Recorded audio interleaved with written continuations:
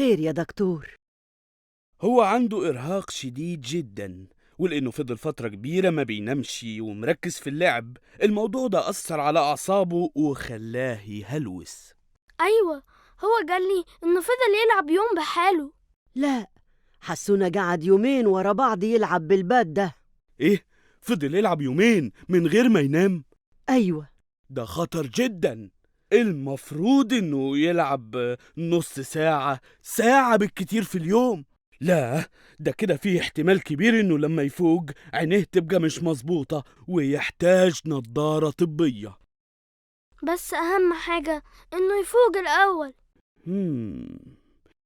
إذا كان حسونة مش قادر يبطل لعب، وحتى وهو نايم عمال يتخيل إنه بيلعب، يبقى نستغل الموضوع ده، وبدل ما تقوله سيب اللعبة نخليه يكمل لعب.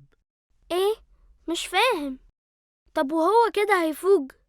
أيوة، بس انت لازم تساعده في الموضوع ده يا بكار. إزاي؟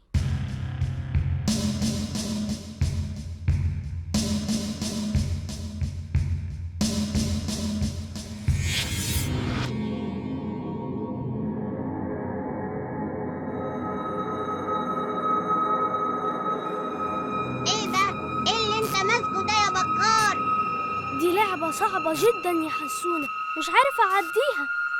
هو أنت بتلعب؟ أيوة يا حسونة، بس اللعبة دي بالذات صعبة جوي. لعبة إيه؟ لعبة جميلة جدا، أحلى لعبة لعبتها في حياتي. بس مش مهم، خليك أنت في الألعاب السهلة التانية. بكار. طيب بص يا سيدي، اللعبة عبارة عن متاهة. متاهة؟ سهلة مش مشكلة. استنى بس، مش تعرف ايه اللي بعد المتاهة؟ مش مهم لما نعدي.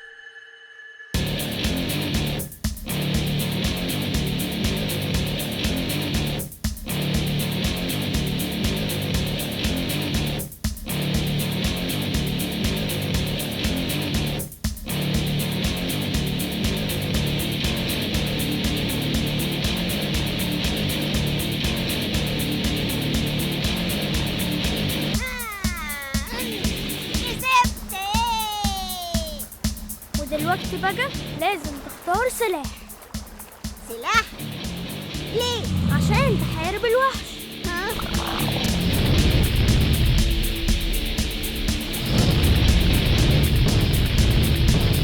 اختار سلاح بسرعة يا حسونة. اختار سلاح. اهو.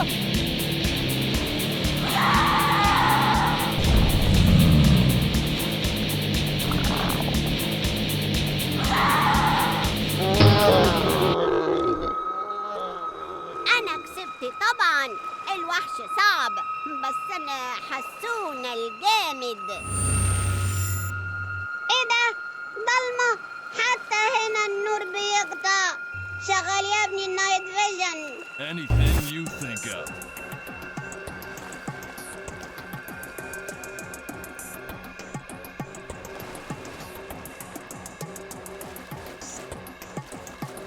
أهلا بك حسون. للدخول إلى القلعة عليك أن تختار أحد هذين البابين. وماله؟ لو اخترت الباب الخاطئ سوف تعيد اللعبة من البداية، وسوف تكون أصعب بمراحل كثيرة. وأعرف الباب الصح إزاي؟ أمامك بابان، أحدهما باب مكتبة جميلة مليئة بكتب المغامرات الشيقة والمعلومات المفيدة، والآخر باب مدينة ملاهي مليئة بالألعاب المسلية ولكنها غير مفيدة وتؤدي إلى ضياع الوقت. اختر أحد البابين. سؤال سهل جدا خالص. هايل يا حسونة. اختار باب مدينة الملاهي طبعا. اختيار خاطئ، سوف تعيد اللعبة من البداية. المتاهة.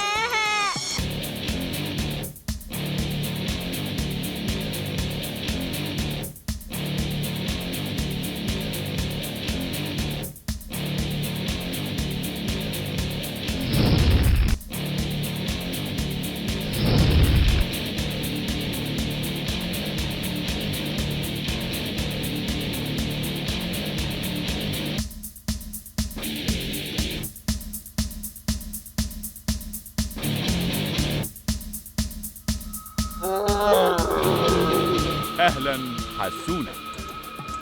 والآن أمامك 4 أبواب.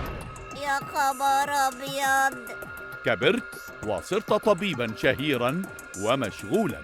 أنا مش عايزة أبقى طبيب، أنا عايزة أبقى لعيب كورة مشهور. المهم، ها، في أول إجازة بعد فترة ستزور من؟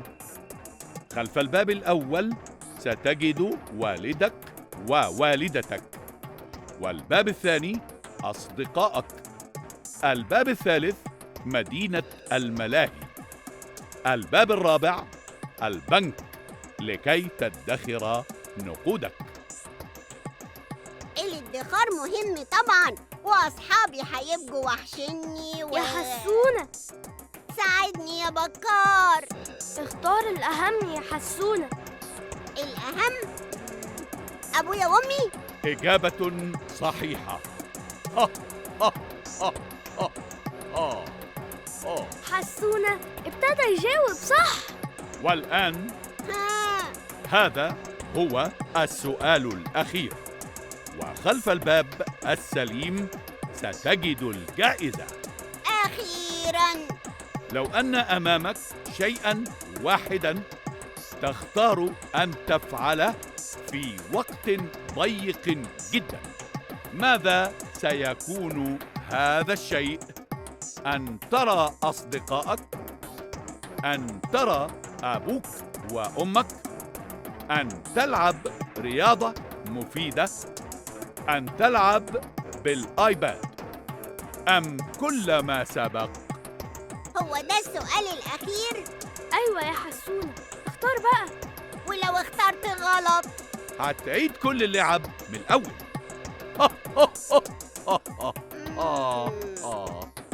وأنا اخترت. إيه؟ اخترت إيه؟ كل ما سبق. أخيراً أنت فائز.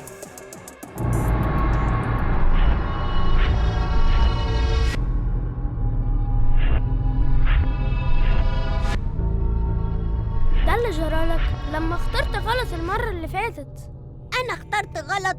أيوة، انت اخترت انك تلعب بس بالآيباد ونسيت كل حاجة تانية. اخس عليا اخس، بس أنا المرة دي اخترت صح. أنا هقسم وقتي بين كل الحاجات. يعني مش هتعيد المتاهة من الأول؟ أيوة، مش هعيد المتاهة عشان أنا كسبت. أنا كسبت. يبقى المفروض تصحى. ها؟ أصحى؟ أيوة، اصحى يا حسونة. حسونة، اصحى يا حسونة. ها؟ يلا اصحى بقى. أنا فين؟ الحمد لله. حمد لله على السلامة يا ولدي.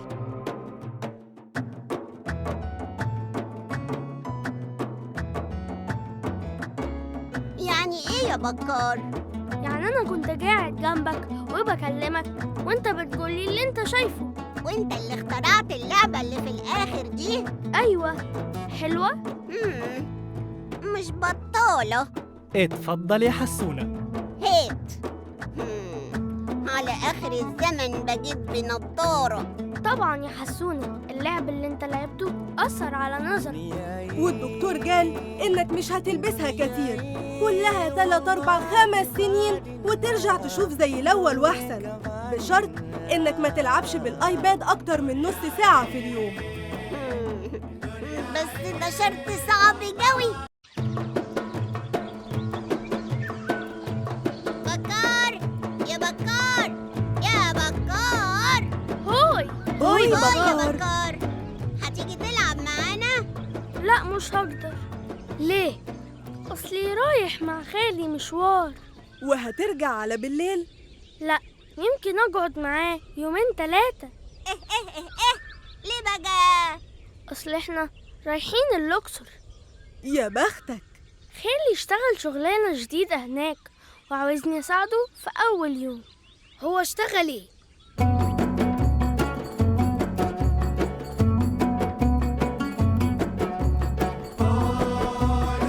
يلا يا بكار. الله، شايف يا خالي؟ يا سلام، منظر جميل جدا. هو أنت هتسوق منطاد من دول؟ لا يا بكار، سواقة ايه وبتاع ايه؟ انا بس جاي علشان اساعد واحد صاحبي. هوي سيدون. هو يا بدون. اهلا بيك. دي بكار ابن اختي. ما شاء الله، كويس انك جبته معاك، هيتفرج على المنظر من فوق وهيتبسط جدا. أنا عارف الآثار اللي هنا، الرمسيوم ومعبد حتشبسوت والبر الغربي ومقابر النبلاء. شاطر. اسمع يا سيدون، انا لازم امشي. نعم، تمشي يعني ايه؟ يعني انا عايزك تطلع المنطاد مكاني. ايه بتقول ايه؟ ايوه بس انا ما نعرفش اي حاجة عن الموضوع دي. خفيف هيساعدك. مين خفيف دي؟ يا خفيف. هاي، ده خفيف ازاي يعني؟ أنا اسمي جمعة وشهرتي خفيف. وأني بكار. وشهرتك؟ بكار برضو بيتهيألي. أنا ما نقدرش نطلع منتاج زي دي من غير ما تبقى معايا، دي مسؤولية. يا سيدون الموضوع بسيط جدا، هوا سخن يطير المنطاد، تقلل النار شوية ينزل. هو أنا راح نسلك بيض يا عبدون؟ ما أنا قلتلك خفيف هيساعدك. ما ينفعش.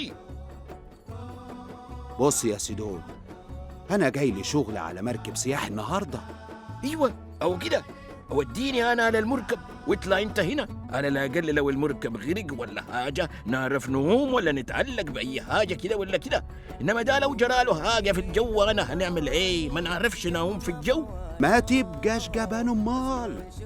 الشغل اللي جالي على المركب ده هاخد فيه فلوس كتير، هقبض بالدولارات يا سيدون، وانا مأجر المنطاد ده ومش هينفع اسيبه راكن. شغلهولي وخفيف هيساعدك، والفلوس اللي هتكسبها النهارده هنقسمها بالنص. يا عبدون. عبدون، يلا يا عبدون، المركب هتتحرك. بص يا سيدون، لو عرفت تسوق المنطاد وعملت قرشين كويسين هشغلك معايا على طول. ها سلام. يا ربي، ده ايه الوردة دي؟ انت هتسوق المنطاد فعلا يا خالي؟ شكلها كده يا بكار. بس انت ما بتعرفش يا خالي. نتعلم بقى يا بكار علشان نشتغل، ودي شكلها باين عليه شغلانة حلو تمام. ولا ما كانش عبدون دي يشتغل عليها نعرفه، ده واد عفريت. التذاكر من هنا يلا.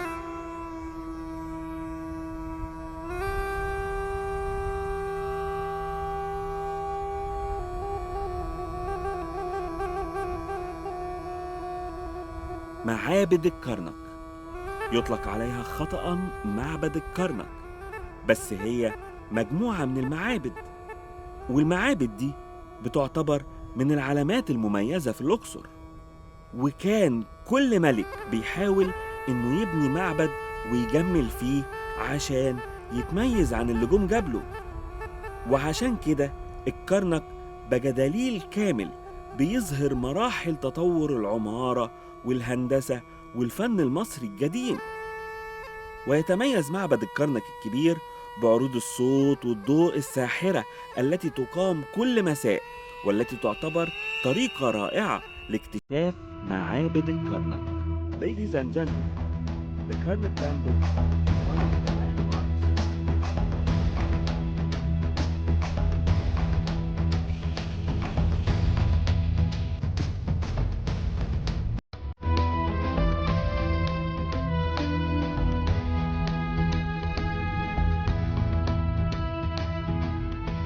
معلش انا اسف، ما خدتش بالي.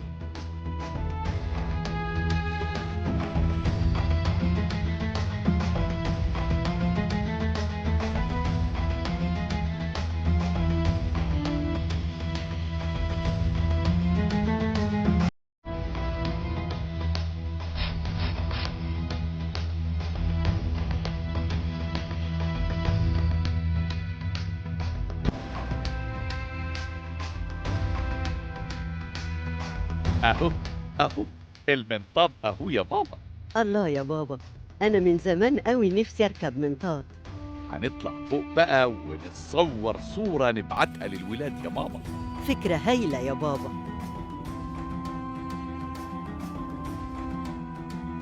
يا ستار يا رب، فين الولد اللي اسمه خفيف ده؟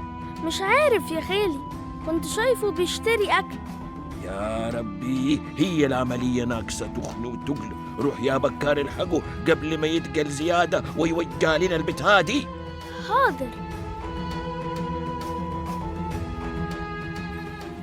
خد الإيراد، مخصوم منه كارتة. شكرا يا سيدي. يلا عشان نحمل المنطاد التاني. هيدي هو موقف ميكروباصات دي ولا ايه؟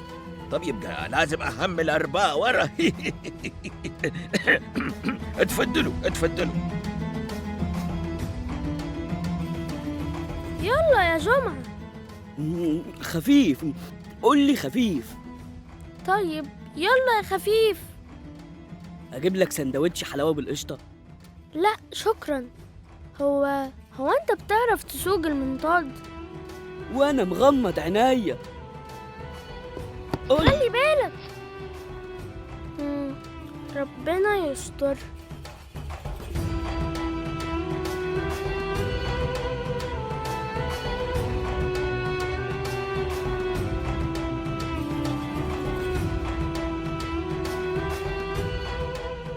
كفاية أكل بقى، ارحم نفسك. نطلع. اطلع وأمرنا لله. ايه يا جماعة استنوا. الحمد لله، الرحلة اتلغت باين عليها ولا ايه؟ احنا حاجزين معاكم والتذاكر معايا اهي. ها؟ ايه ده؟ ايه؟ المحفظة، مش لاقي المحفظة. يا حرام، شايف يا بابا، خلي بالك من محفظتك. حاضر يا ماما. ولاد الحرام ما خلوش لولاد الحلال حاجة. التذاكر كانت معايا في المحفظة، والفلوس اللي دفعتها مش فلوسي. نلم يا جماعة ونديله حق التذاكر. اتكلم عن نفسك لو سمحت. الرحلة كده مش هنطلعها وهتبقى مشكلة. ما يمكن ده من حسن حظك يا أستاذ، حد عارف هيحصل ايه؟ الراجل ده قطع تذاكر فعلا وأنا مسلمك الفلوس أهو. الحمد لله. طيب يلا بينا.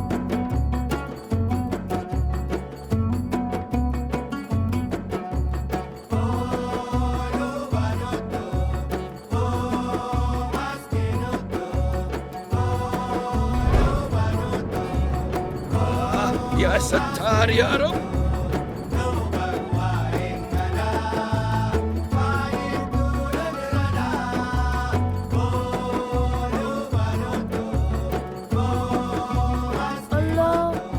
المنظر جميل جدا. شايف يا خالي معبد حتشبسوت اهو، والرمسيون، وهنا البر الغربي. انت مش مرشد سياحي يا اخ؟ ايوه يا فندم. ما تشرح لنا اللي بنشوفه. حاضر. اللي احنا شايفينه تحت ده معبد الملكة الفرعونية حتشبسوت. الملكة حتشبسوت بنته على الضفة الغربية من النيل قصاد مدينة طيبة العاصمة القديمة لمصر. وعلى جدران المعبد ده مرسوم رسومات بتحكي قصة البعثات البحرية اللي أرسلتها الملكة لبلاد بونت. واتبنى معبد حتشبسوت في الدولة المصرية الحديثة في عهد حكم الأسرة ال18، واتبنى خلال 15 سنة. وهنا معبد الرمسيون بناه الملك رمسيس الثاني، واتسجلت على جدرانه وقائع معركة قادش.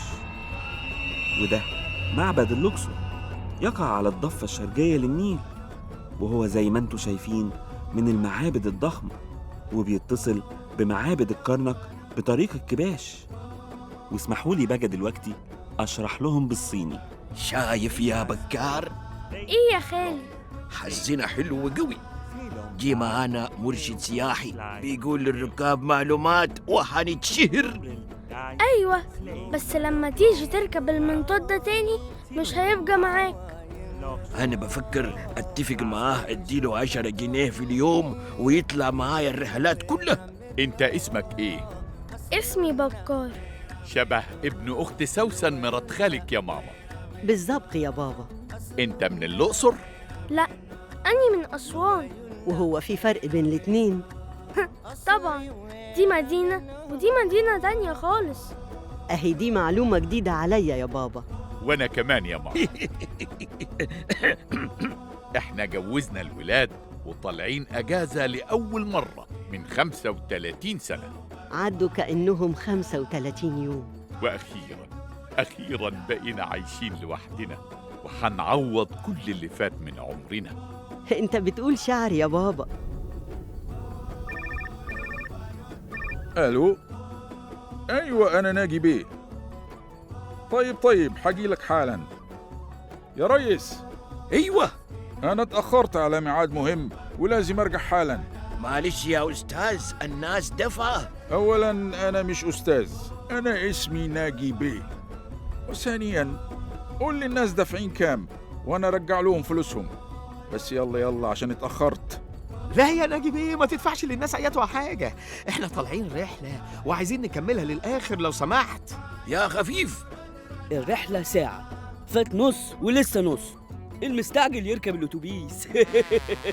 يا ناجي بيه، طالما حضرتك مشغول طلعت الرحلة دي ليه أصلا؟ انا مش مطالب اني اوضح لك اي اسباب، انا عايز ارجع. ايوه بس احنا لسه ما خلصناش الرحلة. يبقوا اطلعوا رحلة تانية على حسابي.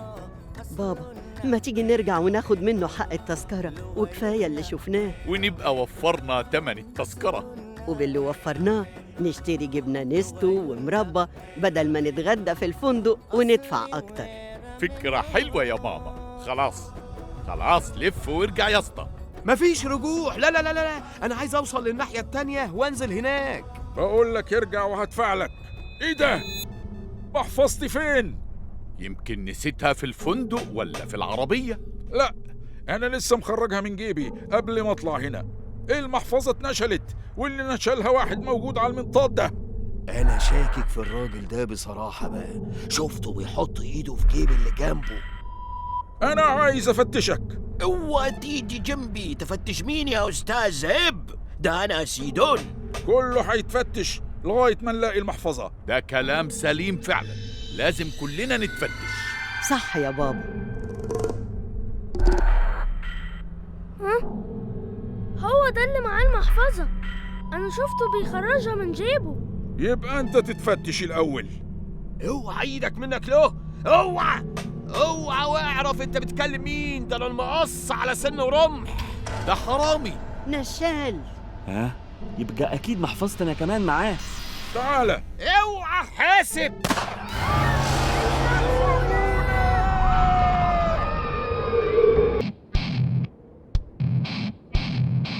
الحقونا. اتصرف يا خفيف. أعمل إيه؟ اطلع بالمنطاد، هنروح في داهية، احنا هنخبط في العربيات يا بابا. يا خبر، حاسب.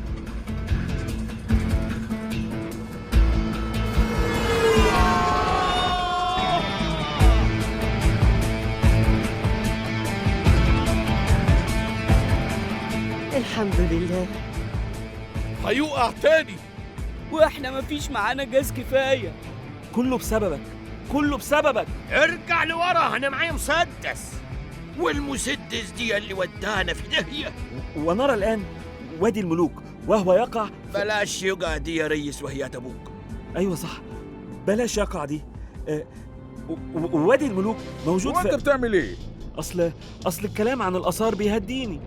احنا لازم نتصرف يا خالي. احنا عايزين حد ينط من المنطاد عشان نطلع تاني في الهوا.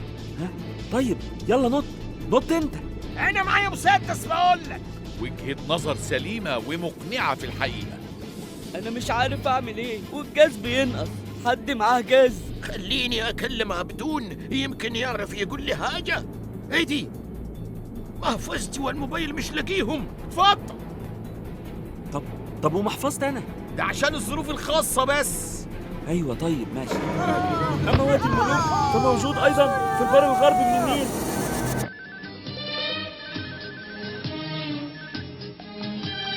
كلمة حلوة وكلمتين حلوة يا بلدي. عبدون. أيوة. تليفونك بيرن. مش مهم دلوقتي، خلينا نستريح شوية قبل ما السياح ييجوا، وبعدين نتغدى وبعدين بجارود. ما بيردش. هات الموبايل، أنا هكلمه تاني. بص، املى المنطاد هوا بس مش قوي، وخليه ينزل بالراحة. مفيش نزول هنا، أنا عايز أروح الناحية التانية. يا راجل، وهي دي حاجة بإيدينا؟ البوليس هيقبض عليا لو نزلنا هنا. وهو البوليس فين؟ ما بعد خلاص. سامع يا خالي؟ البوليس جه. يبقى لازم تطير. طير.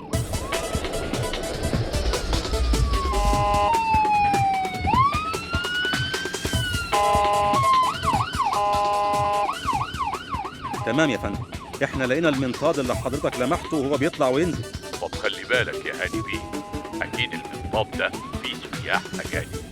تمام يا فندم، تمام، جاري التعامل سعادتك. المنطاد تجل والفتحة بتكبر. يبقى الحل الوحيد إن حد ينط من المنطاد عشان يخف شوية. طيب الراجل ده كان مستعجل. انت هتهرج ولا ايه؟ ابعد عني. انزل يا مدام. نعم. معاه مسدس يا ماما. ايه؟ مش فاهماك. لو محدش نط دلوقتي حالا هرميكم كلكم. ها؟ القطر. القطر ماله؟ احنا ممكن نربط الهلب بتاع المنطاد في القطر ده ونفضل طايرين فوقه لغاية اما المنطاد ينزل. أفارم عليك يا بكار، خفيف. تقدر تخلي المنطاد يروح عند القطر؟ احاول، وهو كله بتساهيل ربنا. بص يا مدام، انت مش هتنط من ارتفاع كبير. اول ما المنطاد يقرب من الارض نطي. ولو حصل حاجة هقول للولاد إنك ضحيتي عشاننا. جلال، اتعدل. نط انت بدل ما نرمي المدام. وهو أنا وهي إيه؟ هذا ويقابلنا الآن معبد إدفو، وهو من المعابد الهامة. مش عارف احول الاتجاه. المعلم عبدون هو اللي بيعرف. يبقى أكلمه تاني. ما ترد يا عبدون، يمكن حاجة مهمة. اوف، هات. الو الو يا سيدون، عايز ايه؟ يا عبدون، المنطاد ختم. بتقول ايه؟ بقول المنطاد ختم. بنو مش عارفين نعمل ايه. اوه، انت في حتة الشبكة فيها مش كويسة يا سيدون. اقفل واتصل تاني، انا مش سامعك. يخرب بيتك، انا بقول لك قفل.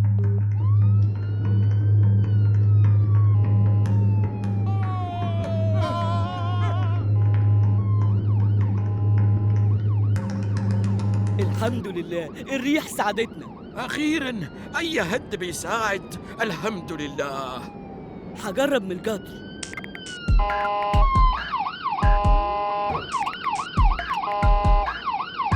محدش هيمسكني. خد دي في الكبوت. طب دي. خليك وراه. تمام يا فندم. يا فندم، المتهمين بيحاولوا يهربوا ناحية القطر. متهمين إيه يا هاني باشا؟ بص يا فندم، أنا تحليلي للموقف إن في إرهابيين خاطفين السياح الأجانب وهيطلبوا فدية. دول ضربوا علينا نار يا فندم، ودلوقتي متجهين بالمنطاد ناحية القطر اللي أكيد هيستخدموه للهرب. يا خبر، اعمل المستحيل يا هاني عشان تمنعهم. دي سمعة مصر. أوامرك يا باشا. كده احنا فوق القطر يا خالي. نرمي الهلب بقى ونفضي المنطاد والقطر هيوصلنا لأقرب محطة. كلام جميل. وبالنسبة للمقص باشا، ممكن حضرتك تبقى تنزل من المنطاد وتركب القطر وتكمل هروبك بيه. مفيش حد هينزل. ما ترميش البتاعة دي بدل ما اضرب النار بقولك. حقوق مزاراتي. ها؟ يا راجل، وساكت من الصبح. مقص، عايز ايه؟ الراجل ده عايز يقول لك حاجة. ايه؟ هتشوف يا بابا. يرحمكم الله.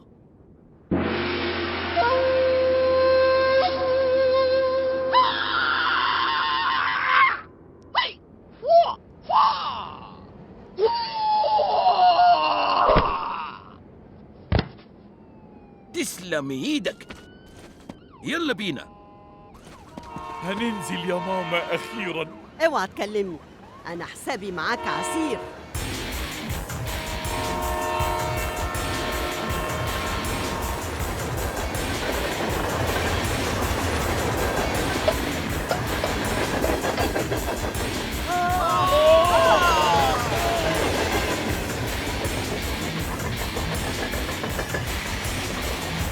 يلا يا جماعة، واحد واحد كده انزلوا على الحبل ووقفوا على سطح القطر من فوق.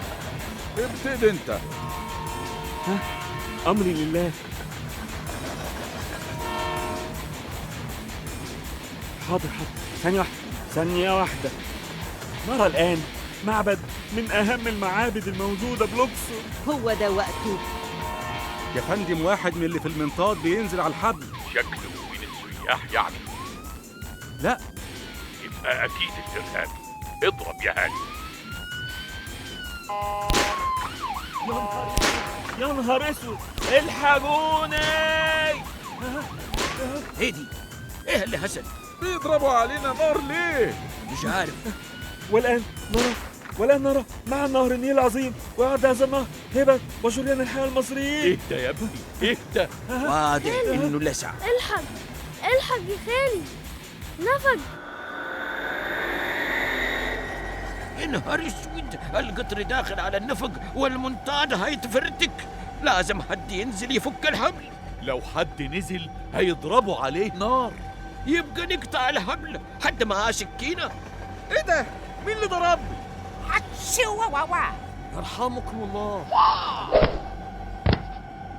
هات المسدس اللي معاه.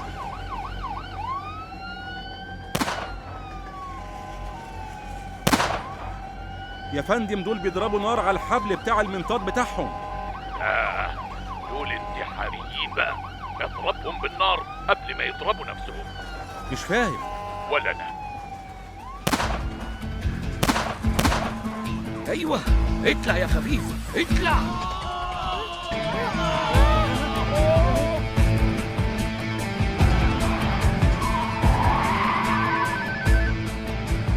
يوه، ايوه يا سيدون. ايوه يا عبدون، سامعني؟ ايوه كده، صوتك واضح. عايز ايه خوتني؟ الواحد مش عارف يريح. قصدي يشتغل بسببك يعني. احنا حصلت لنا مشكلة ومش عارفين نتصرف. مشكلة ايه؟ هي الحمد لله عدت على خير. انا بس طالبك دلوقتي علشان اقول لك اننا جايين نقابلك بالمنطاد. ازاي؟ بص فوق يا عبدون.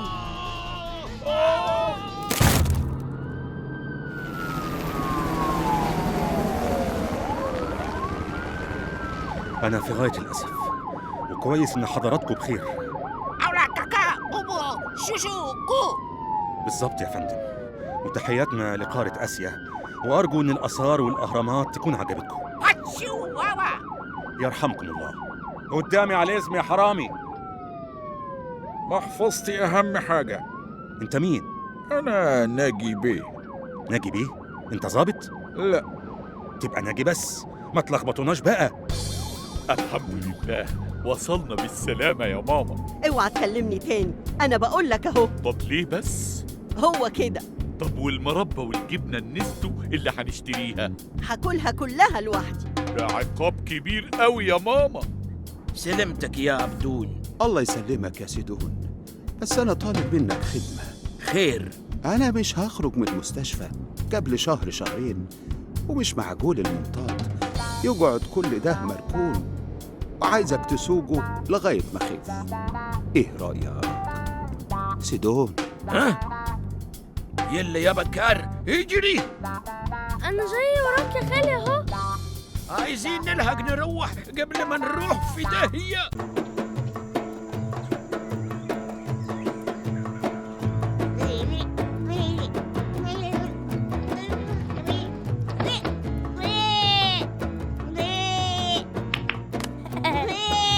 أنا صاحي من زمان يا رشيدة، عارفة ليه؟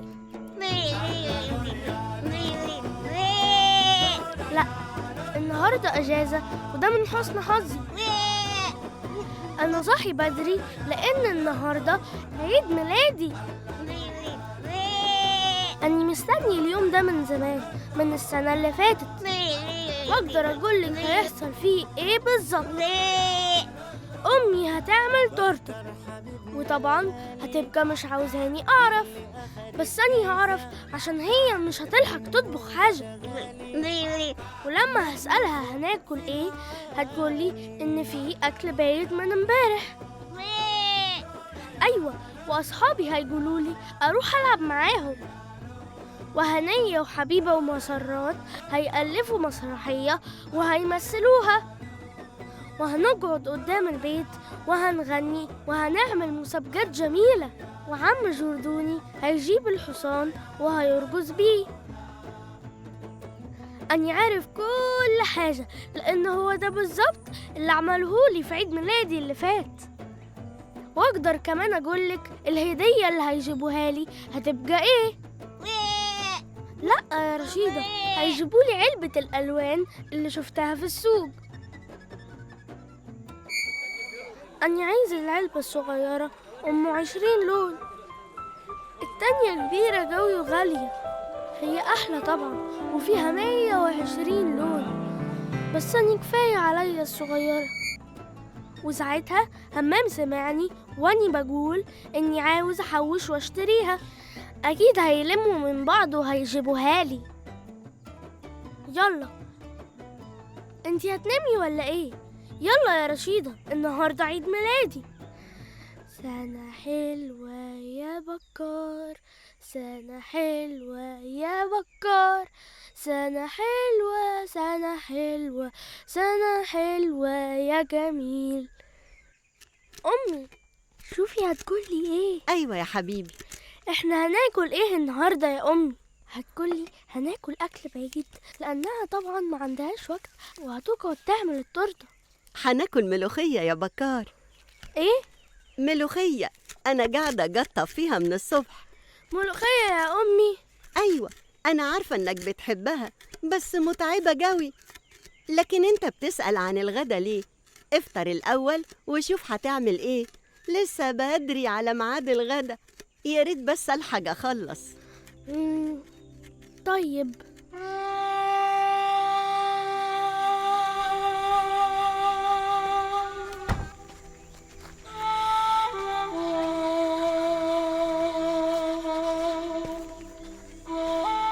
شفتي؟ أمي طلعت مش فاكرة. ما هاني عشان كده خرجت من البيت، لأن أكيد همام هيعدي عليا، ولما ما يلاقينيش هيفكرها. ما تقلقيش يا رشيدة.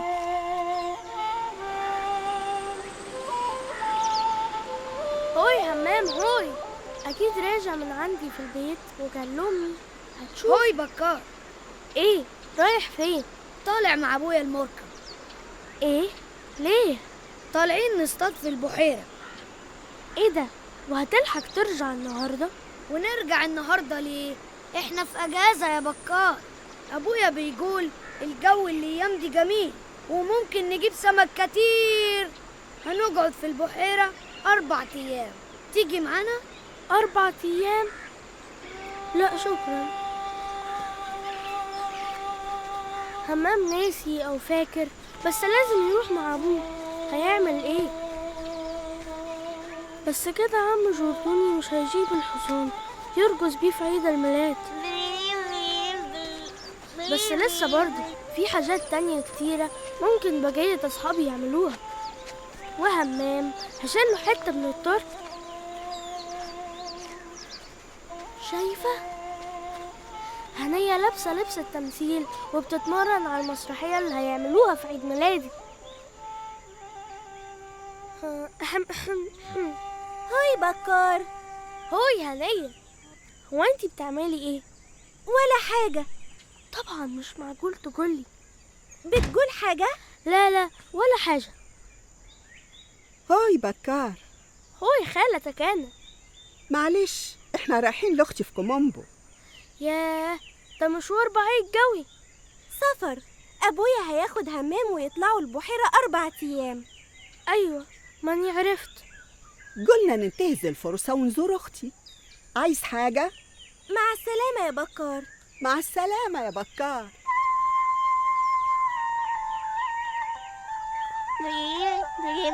مفيش مسرحية ولا حصان، وهمام وهنية مش هيرجعوا قبل 4 أيام. أيوة، وأمي ناسية، مش لازم تفكريني يعني.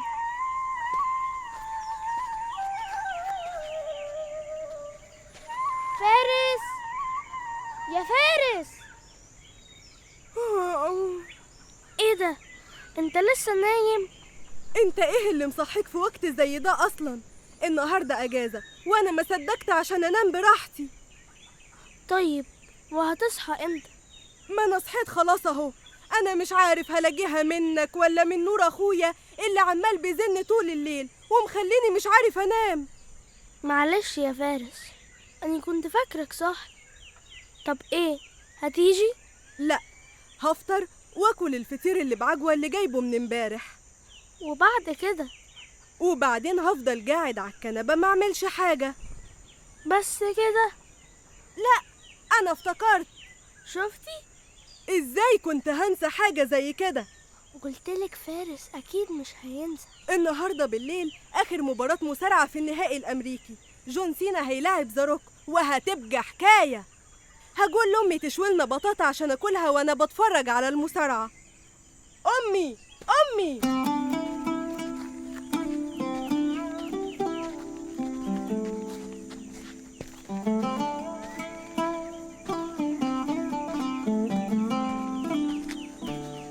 هوي حبيبة، هوي حبيبة. ايه ده، هي نايمة ولا ايه؟ مين؟ أني بكار. هوي يا بكار. ايه بتعملي ايه؟ بتعلم انجليزي. استنى. It is nice to see you. Me too. ها، هتعملي ايه النهاردة؟ هتروحي حتة؟ لا، اصل ابويا كان مسافر وهقعد معاه، وبعدين ده شاريلي 20 كتاب مكتوبين بطريقة برايل، ويمكن اقعد طول الاجازة اقرا فيهم. ومسرات امها عازمة قرايبهم عندها يومين وما بتخرجش، وهنية مسافرة لخالتها. ايوه، ماني عارف.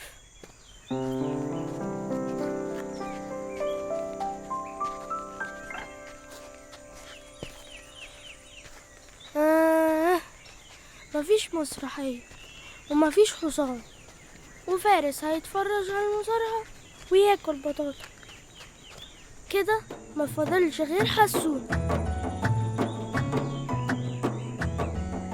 هوي، عايز حسونة؟ أيوة. راح السوق يتفرج على الأراجوز. إيه؟ أراجوز؟ أراجوز إيه؟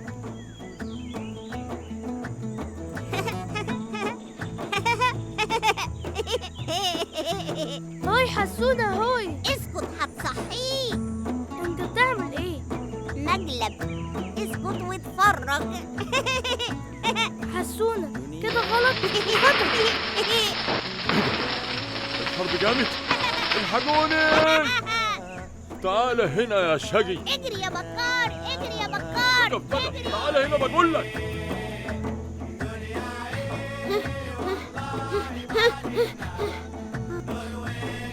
بقى ده كلام ده؟ انت اصلا عايز ايه؟ انا قلت افوت عليك اشوف هتعمل ايه النهارده بالليل. ليه؟ هو انت مش فاكر يا حسونة؟ مش فاكر ايه؟ حسونة. ها؟ ايوه. انت عملت ايه في عم شلالي؟ انا ما عملتش، ده بكار هو اللي. ها؟ هو اللي حط لي البوم. انا مش عارف اعمل معاك ايه. مش كفايه انك جرحت لي العربيه؟ ده انا كنت بجرب الكبريت هيحرق الحديد ولا لا. اسكت. لازم النهارده يبقى في عقاب شديد عشان تبطل شقاوه. ايوه كده، ما تسكتلوش، ده محتاج يتربى. ولا تضايق نفسك يا عم شلالي. حسونة. نعم. عقابا ليك على اللي عملته، انت مش هتخرج من البيت النهارده عشان تحرم. ايه ده اللي ربنا قدرك عليه. انا ما عملتش حاجة، انا كنت بهزر معاه.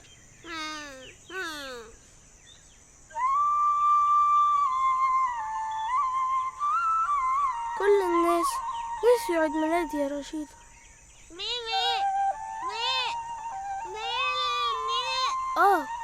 إلا انتي، أني عارف. وعلبة الألوان مش مشكلة، أني معايا 10 جنيه وهحوش تمنها. معلش، أني مش زعلان من حد. عادي جدا إني أفتكر عيد ميلادي لأنه عيد ميلادي أنا.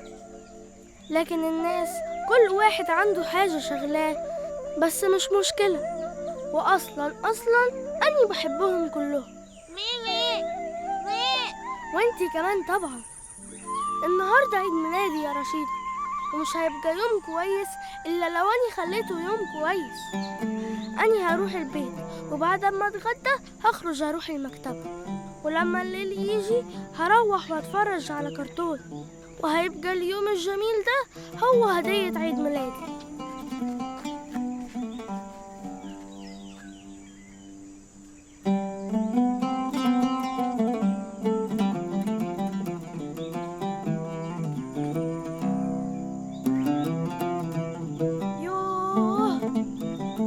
كده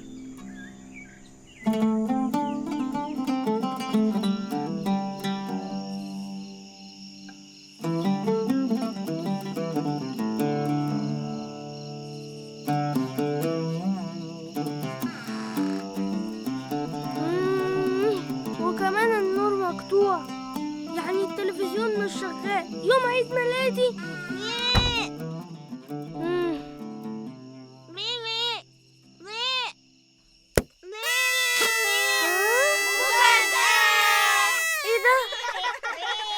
ايه رأيك بقى؟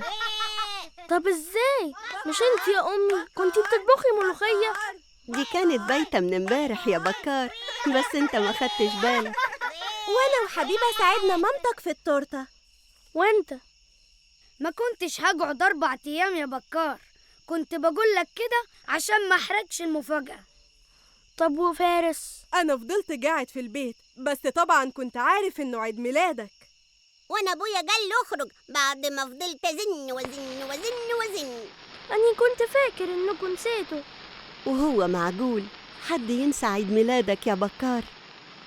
يلا حالا بالا حي ابو الفصل، هيكون عيد ميلاده الليله اسعد الاعياد، فليحيى ابو الفصل.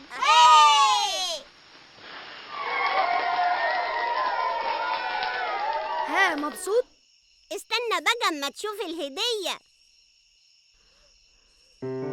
ايه ده؟ دي الكبيرة أم 120 لون، ده أحلى عيد ميلاد في حياتي.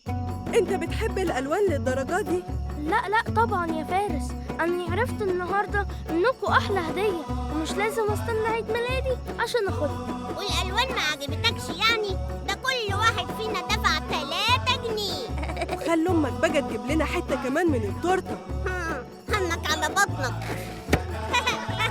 أنا مش هسيبك يا حسونة. مستحيل، بعد التورتة اللي كلتها مش هتعرف تتحرك.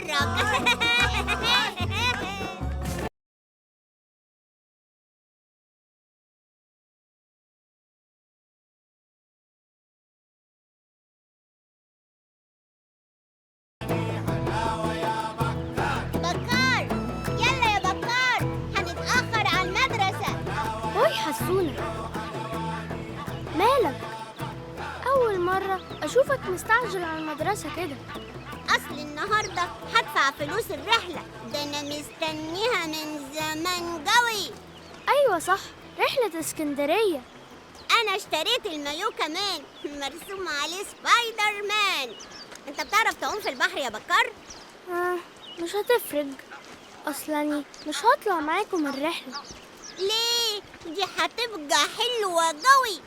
أصلي ملحقتش أحوش فلوس الرحلة، ومكسوف أقول لأمي عليها، أصلها لسه جايبالي كراريس وجلام وشنطة جديدة. أنا بقى ما بتكسفش، أبويا جاب لي عربية مطافي لعبة ونبلة وكوتشي وكورة وبالونة، بس برضو طلبت منه فلوس الرحلة. قال مكسوف، قال هبقى اجيب لك كيس فيه مية البحر من هناك تملى بيهم الطشت وتعوم فيه يا بكار. طيب ماشي يا حسون.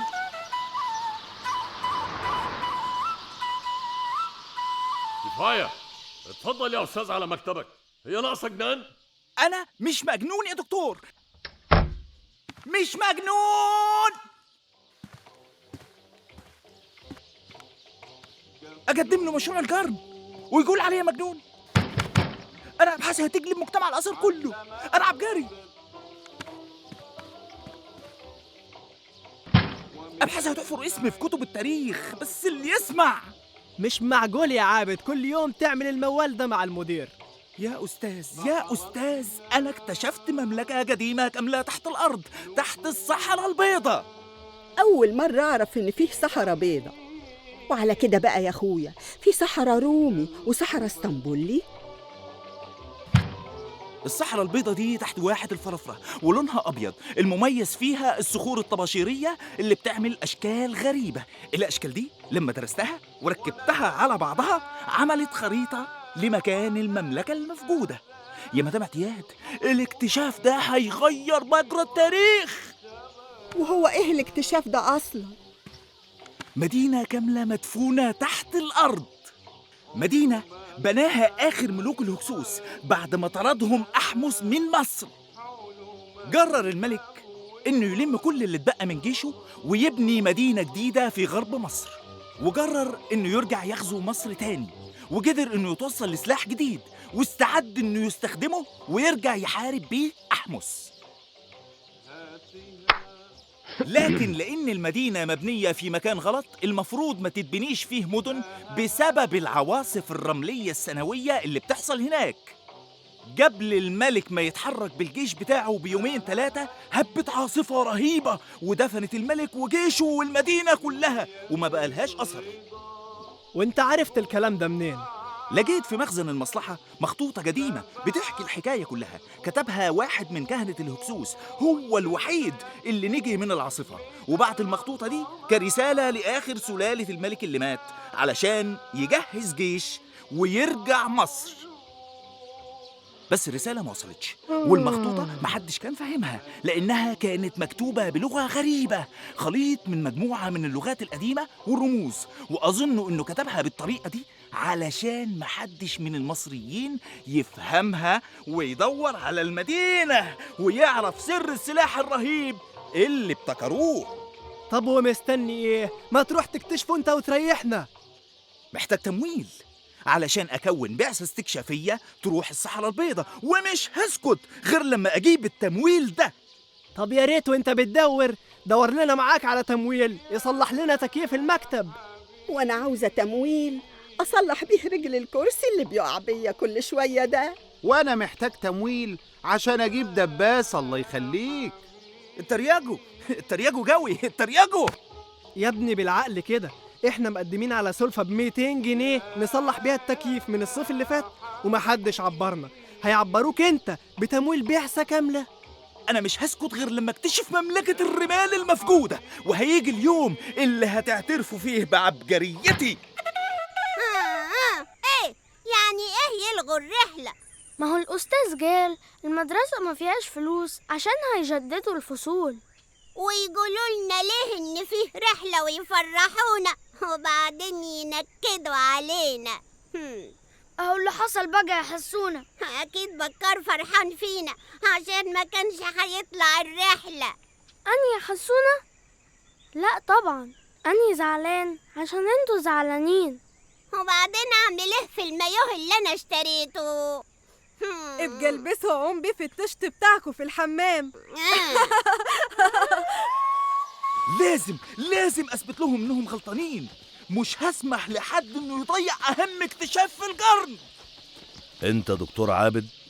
ايوه، عاوز ايه من العبقري؟ احنا سمعنا عن موضوع المملكة وعاوزين نساعدك. انتوا مين؟ اركب وهنفهمك كل حاجة.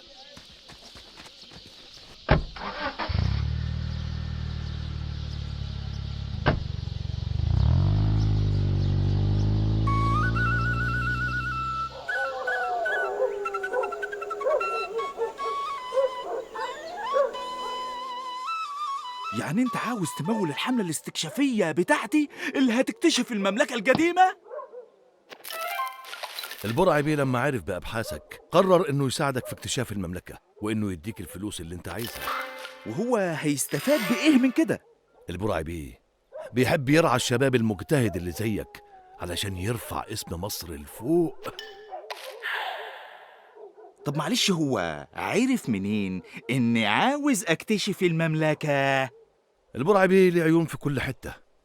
كل مؤسسة بحثية أو هيئة من الهيئات اللي فيها شباب واعد زي حضرتك لنا فيها ناس تبعنا بينقلوا لنا آخر أخبار الأبحاث والاختراعات.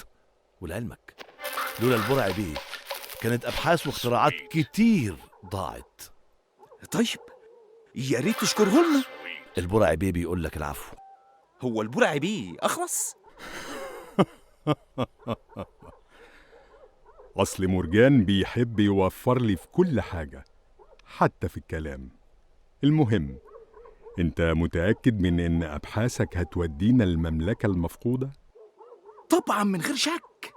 هو بس في كلام فارغ. الكاهن اللي كتب المخطوطة كان كاتبه قال إيه، بيقول إن الوحيد اللي ممكن يدخل من الباب لازم يكون طفل صغير، غير كده الباب مش هيتفتح. لكن أنا متأكد إن الكلام ده كله كلام فارغ. ده كلام جديد. أنا مش هصرف الفلوس دي كلها من غير ما أكون محضر نفسي لكل الاحتمالات. أنا هجيب طفل صغير معانا في الحملة. محدش هيرضى يبعت ابنه في رحلة خطيرة زي دي. ده كلام فارغ. كان بيقولوا علشان يبعد الناس عنها، وأنا أراهنك إن أول ما نوصل لها هخليك أنت تدخلها أول واحد. أنا هخلي الناس تترجانا عشان نختار واحد من ولادهم. البرعي بيه هيتصرف. المهم جمع انت فريق البحث واستعد عشان تروح الصحراء البيضاء، واحنا هنجيب الطفل ونحصلك.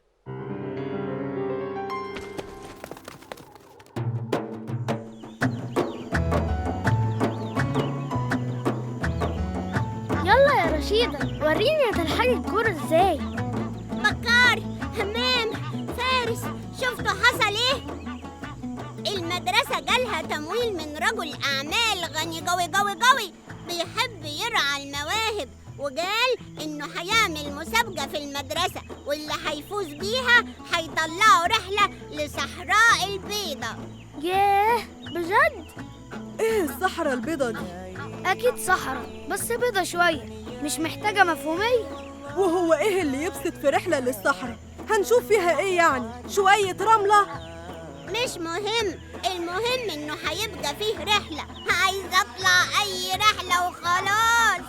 كلنا هنشترك يا حسون، واللي هيفوز هو اللي هيطلع. صح، كلنا هنشترك.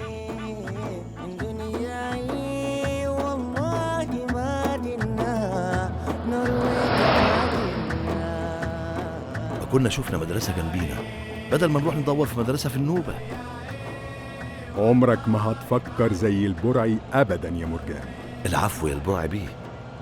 مدرسة النوبة دي أنا بمولها من زمان علشان أتهرب من الضرايب، ولما حد يشوف إني عملت مسابقة خيرية والفايز فيها هيطلع معايا في رحلة محدش هيشك.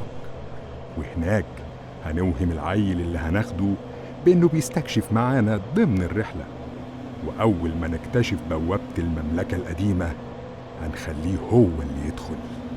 بس دي حاجة خطيرة. المهم نوصل للسلاح الأثري اللي في المملكة، وحتى لو الولد حصل له حاجة مش مهم قدام الاكتشاف العظيم ده، وهنبقى نقول لأهله إنه تاه في الصحراء ونعوضهم بأي حاجة. دماغ ألماظ يا البرعي بيه.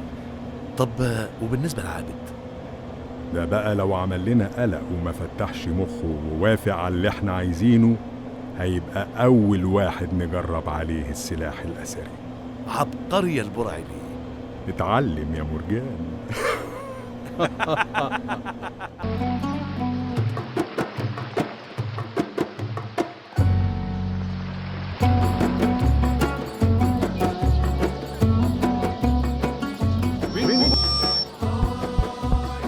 من بكرة يا ولاد هتبدأ المسابقة المدرسية. اللي جايزتها هيكون فيها واحد بس هيطلع رحلة مع المرعبين اللي اتبرع بمصاريف الرحلة ومصاريف ترميم المدرسة. تسجيل.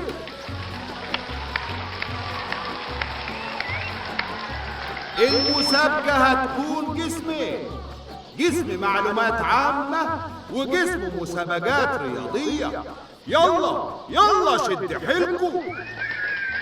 أنا عارف إنك ممكن تغلبني في المعلومات يا بكار، لكن أنا بقى اللي هغلبك في الرياضة. مش مهم مين اللي هيفوز يا حسونة، المهم المنافسة الشريفة. أنا اللي هفوز وأنا اللي هطلع الرحلة. طيب بكرة تبتدي المسابقة ونشوف.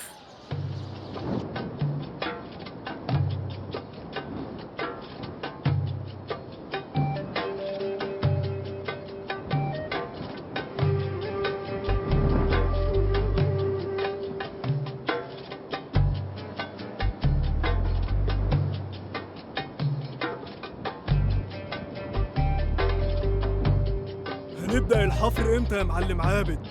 قلت لك 100 مرة ما تقوليش يا معلم. امال اقول لك ايه؟ أنا بروفيسور عابد العبقري. يعني بتشتغل ايه ولا مؤاخذة؟ أنا صاحب علم وأبحاث، البشرية كلها هتتعلم مني ومن أبحاثي. يعني معلم البشرية. هنحفر امتى بقى يا معلم البشرية كلها؟ مفيش أمل. هنحفر لما ألاقي الجزء المفقود من الخريطة. أنا لما درست الصخور وصورتها اكتشفت إنها لما تتركب على بعض بتكون خريطة بتودي لباب المملكة، لكن ناقص قطعة من الخريطة مش عارف هي فين، مع إني متأكد إني صورت كل الصخور اللي في المنطقة. أيوة فهمت. هنحفر امتى بقى يا معلم عابد؟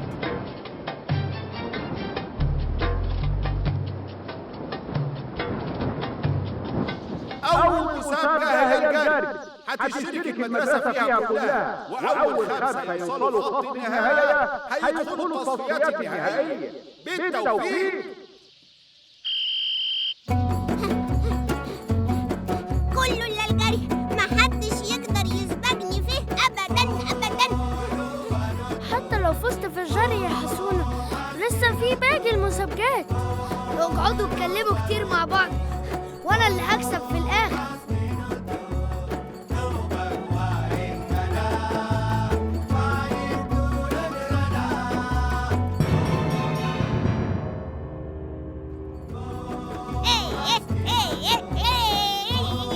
يا سلام يا حسونة، يا سلام. أيوة كده، مال ده أنا حسونة. انت فزت بالغش يا حسونة، همام كان هيفوز وانت كعبلته. المهم أفوز. لا غلط، المنافسة الشريفة أهم من المكسب. الواد الغشاش ده عجبني، بيفكرني بنفسي وانا صغير. انت مفيش منك يا البراعي بيه. تعجبني يا مرجان. بس انا مش فاهم ليه حطيت بنفسك نوع المسابقات؟ ما كان اي مسابقات وخلاص. لانك مش بتبص لقدام يا مرجان. الولد اللي هناخده معانا لازم يكون سريع علشان لو فيها خطر يقدر يهرب منه. انت ما شفتش فيلم الموميا ولا ايه؟ التصويب هيفيدنا لان الولد لازم يكون نظره قوي وبيشوف في الضلمة. ما تنساش احنا هنحفر تحت الارض.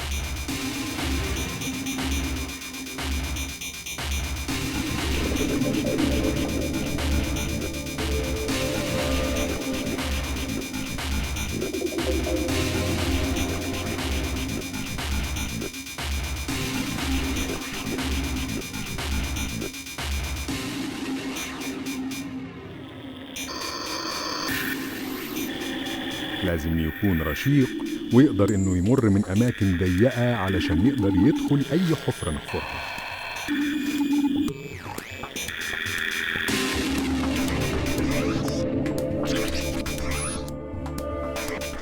المملكه اكيد هيكون فيها اماكن سريه وخنادق محدش هيقدر يوصل لها غير عن طريق التسلق بالحبال.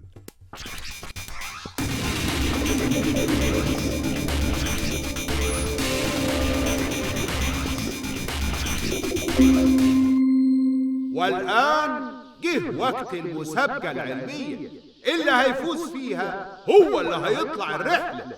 أنا أول مرة ذاكر النهاردة وحفظت كل الكتب بتاعتنا، مش هتعرف تغلبني يا بكار. هنشوف. أنا ناوي أغلبك مخصوص عشان اللي عملته في همام. يلا يا ولاد، يلا جهزوا. هو سؤال واحد، اللي هيجاوبه بسرعة هيطلع الرحلة. الصحراء البيضاء تقع شمال واحة الفرافرة. ما هي المحافظة التابعة ليها هذه الواحة؟ إيه ده سؤال بره المنهج. تتبع محافظة الوادي الجديد. صح يا بكار، صح. وبكده انت اللي هتطلع الرحلة. انت عرفت ازاي اجابة السؤال؟ أصلي قريت عن الصحراء البيضاء، مش معقول هروح مكان من غير ما أعرف عنه معلومات. اشبع بيها. بكار مش بطال، مع إنه كان عاجبني الولد الغشاش. المهم المملكة المدفونة يا البرعي بيه. يلا يا بكار هنتأخر. حاضر، أنا جاية أهو. خلي بالك من نفسك يا بكار واسمع كلام البرعي بيه. أيوة، دي أهم حاجة يا أم بكار، يسمع كلامي. حاضر، ما تخافيش يا أمي.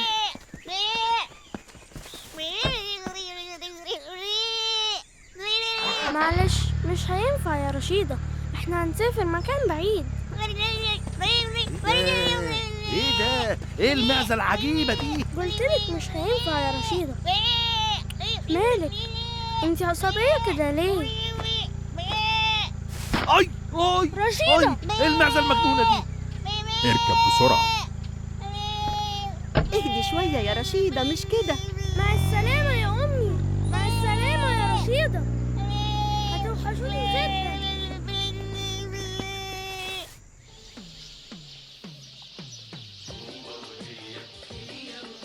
ما شفتش حسونة؟ لا، من ساعة ما جه من المدرسة وهو في أوضته زعلان عشان ما راحش الرحلة. مش موجود في الأوضة. هيكون راح فين ده؟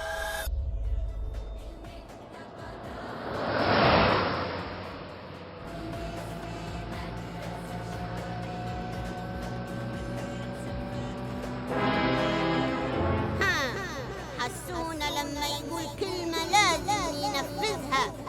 أنا هروح الرحلة، يعني هروح الرحلة.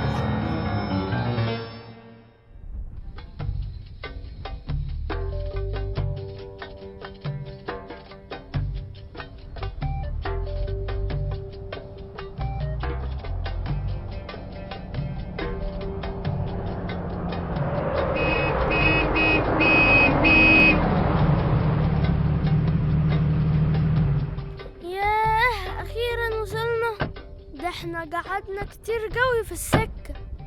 الحمد لله على السلامة يا البرعي بيه. ايه الأخبار يا شبانة؟ المعلم عابد مش عاوزنا نحفر، وكل ما اكلمه يقول لي الخريطة ناقصة. احنا كان المفروض نيجي نلاقيك حفرت خلاص. الولد اللي معانا لازم يرجع لأهله قبل ما يشكوا فينا. يشكوا فيكوا؟ ليه؟ انتوا مش قايلين لهم على الموضوع؟ البرعي بيه قصده يقلقوا على الولد. طبعا أهله عارفين كل حاجة وموافقين. المهم انتوا لسه ما وصلتوش ليه لبوابة المملكة؟ حسب المخطوطة القديمة صخور المنطقة هنا بتشكل خريطة تحدد مكان باب المملكة بالظبط، لو ترتبت واتجمعت مع بعض بشكل سليم. والخريطة اللي عملتها ناقصة أهم حتة، مع إني متأكد إني صورت كل الصخور اللي في الصحراء، وكل مرة آجي أقف هنا وأصور الصخور، لكن لسه في صخرة ناقصة. هو أنت بتصور الصخور ليه؟ علشان أكمل الخريطة. يعني أنت كل مرة تيجي تقعد هنا وتصور الصخور دي كلها؟ أيوة. طب بتصور الصخرة اللي أنت بتقعد عليها كل مرة؟ لا. يبقى أكيد هي دي اللي ناقصة. أنت عبقري، الولد ده حل لنا اللغز، الخريطة خلاص. هايل، يلا بقى ابدأ الحفر، وخد بكار يا مرجان على خيمته. خيمة؟ هو انتوا مش قلتوا هنقعد في فندق؟ ما الخيمة دي 5 نجوم. ادخل وما تخرجش غير لما نقولك. طيب، بس أنا جعان. في أكل جوه يا مكار. اسمي بكار. يا سيدي بكار مكار حفار، المهم ما تخرجش من الخيمة خالص. طيب. احرس الخيمة دي واوعى تخليه يخرج منها. حاجة غريبة جدا. ايه الرحلة العجيبة دي؟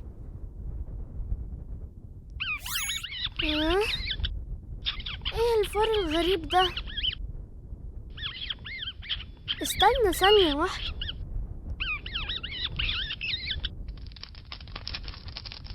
ايوه، لقيتك. انت اسمك الجربوع اللي بيعيش في الصحاري المصرية، وانت نوع من القوارض. ده انت شكلك غريب قوي. هنعمل ايه في بكار؟ الهيه في اي حاجة، المهم ما يشكش في اللي احنا بنعمله لغاية ما نوصل للي احنا عايزينه. وبعد ما نوصل هنسيبه هنا هو والاهبل ده. تعجبني دماغك يا البرعي بيه.